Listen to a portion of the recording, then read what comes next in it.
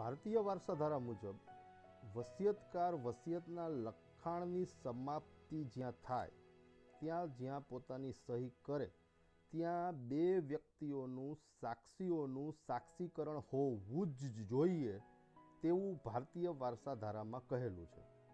એટલે ભારતીય વારસાધારા મુજબ બે વ્યક્તિઓની સાક્ષી વસિયતમાં ફરજિયાત છે.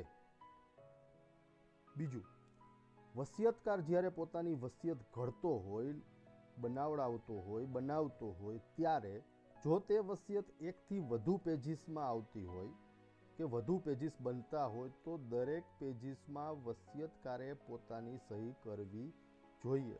હવે તો નોંધણી કાયદા મુજબ એવી જોગવાઈ થઈ જ ગઈ છે કે દરેક ડોક્યુમેન્ટમાં દરેક પેજ ઉપર સહી હોવી જોઈએ. પણ જ્યારે કોઈ આમાં વસિયતની નોંધણી પાછી ફરજિયાત નથી, એટલે કોઈ વ્યક્તિ પોતાની વસિયત બિન નોંધાયેલ રાખતો હોય ત્યારે આ બાબત ભૂલવી ન જોઈએ. એકથી વધુ પેજીસમાં જો તેને વસિયત બનતી હોય તો દરેક પેજમાં સહી કરવી જોઈએ, જેથી કરીને વસિયતના વચ્ચેના પાના કાઢીને કોઈ ચેડા ન થાય, છેતરપિંડી ન થાય, તેવું કંઈ ન થાય તે માટે વસિયતકારે પોતાની વસિયત જ્યારે એકથી વધુ પેજીસમાં બનતી હોય ત્યારે દરેક પેજ ઉપર સહી કરવી જોઈએ. અને જ્યાં વસિયતની સમાપ્તિ સમયે જે સહી કરે છે ત્યાં તેને બે વ્યક્તિઓનું સાક્ષીકરણ પણ ફરજિયાત કરાવવાનું રહે છે.